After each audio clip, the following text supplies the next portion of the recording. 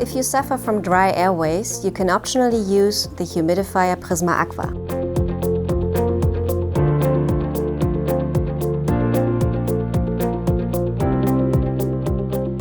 At first I would like to show you how to fill the humidifier with water.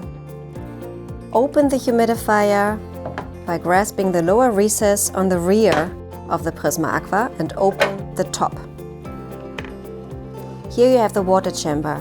Please have a look at the scale. You can fill the water chamber with up to 400 milliliters of fresh, cold water. Then close the humidifier and connect it to the therapy device.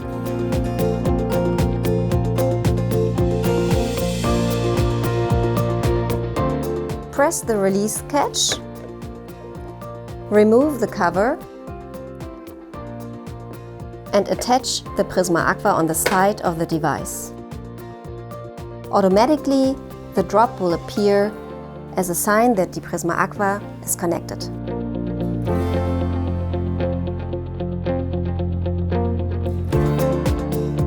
Increase the humidification level if your airways feel dry during therapy.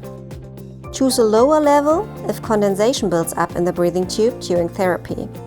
If those problems persist, ask your dealer about the heatable tube Hibernite Super Day.